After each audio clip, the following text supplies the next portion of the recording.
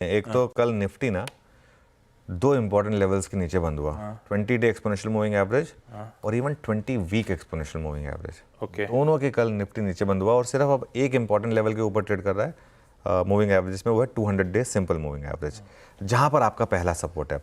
अब आपका पहला सपोर्ट सीधा 23,600 23,700 पर है। उससे पहले कोई सपोर्ट नहीं है मार्केट में, जो आपका 200 डे मूविंग एवरेज है। और उसके बाद बड़ा सपोर्ट है आपका 23,200 23,300, जो अब तक की स्विंग का लो है और जहां पर आपका 50 week exponential moving average placed है। और आज वीकली चार्ट भी पूरा हो जाएगा। रेजिस्टेंस कहाँ मिलेगा आपको? 24,050 से 24,100 20 डे एक्सपोनेंशियल मूविंग एवरेज। और उसके बाद वही हमारी दीवार 24,350 से 24,400। मेरा व्यू बहुत क्लियर है, आज पहले घंटे में कोई ट्रेड मत लीजिए, पहले घंटे में कोई ट्रेड मत लीजिए। और अब मैं कोई बहुत बड़ा वन वे व्यू लेना भी नहीं चाहता इस मार्केट में। स्ट्रेंथ के साइन पे खरीदें, वीकनेस के साइन पे बेचें, दोनों तरफ की ट्रेड ले सकते हैं तो लें, नहीं ले सकते तो thank you very much, sideline में रखें मार्केट को, कुछ और कर लें। ठीक बात है, कूदिएगा मत खुलते से बाजार में, सेटल होने चाहिए इनिशियल ट्रेड्स को। पहला 1 घंटा ऑब्जर्व करिए बाजार क्या कहने की कोशिश कर रहा है।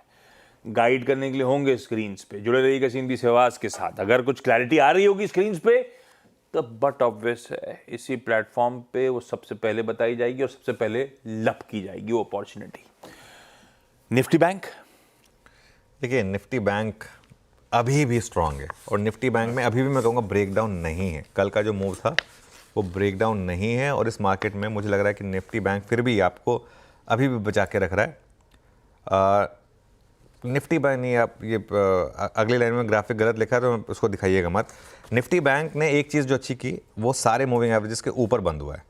और ये इम्पॉर्टेंट चीज़ है कि निफ्टी काफ़ी मूविंग एवरेज के नीचे, लेकिन निफ्टी बैंक का मैंने थोड़ा गलत लिख दिया, मैंने नीचे लिख दिया, ये ऊपर है। निफ्टी बैंक सारी मूविंग एवरेजेस के ऊपर बंद हुआ है कल, तो ये इंपॉर्टेंट है।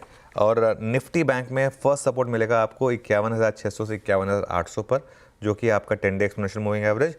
उसके बाद बड़ा सपोर्ट आपको मिलेगा 51,300 से 51,500, जो है 20 डे एक्सपोनेंशियल मूविंग एवरेज। और अच्छा, एक और चीज़ मैंने बार बार कही है और जिन्होंने मुझे चैनल पे सुना है उन्होंने ये बात मानी भी होगी, अगर आप लॉन्ग कैरी कर रहे हैं इस मार्केट में तो वो वाया बैंक निफ्टी करिए कंपेयर टू निफ्टी, क्योंकि निफ्टी में बीच बीच में वीकनेसेस आ रही हैं। बैंक निफ्टी फिर भी, और बैंक निफ्टी में कल भी जिस तरीके से गिरे आप, फिर भी उतना नहीं गिरे जितना निफ्टी गिरा, ठीक है। और बैंक निफ्टी में अभी भी हम, जैसे मैं कह रहा हूँ, सारे सपोर्ट्स के ऊपर हैं, सारे मूविंग एवरेजेस के ऊपर हैं। यहाँ रेजिस्टेंस मिलेगी आपको पहले 52,400 से 52,500 के करीब, जहाँ पर लास्ट आवर वीकनेस आई, और उसके बाद बड़ी रेजिस्टेंस 52,800 से 53,000, जहाँ से मार्केट ये कोलैप्स होना शुरू हुआ। जब तक 10 और 20 डे मूविंग एवरेज बच रहा है तब तक बैंक निफ्टी का टेक्सचर है बाय ऑन डिप्स, लेकिन प्रोवाइडेड वो डिप खत्म हो। ऐसा नहीं जैसे बस बाय कर लिया उसको मार्केट गिरता ही जा रहा है। अगर वो लेवल प्रोटेक्ट हो रहे हैं तो उस बैंक निफ्टी में बाय करें। इंट्राडे में सेलिंग ट्रेड भी है, अगर रैली फेल होने लगे, अगर रैली फेल होने लगे तो सेल भी करें। जो स्टॉप लॉस आपको लगाना है डी हाई का, उस हिसाब से लगाएं।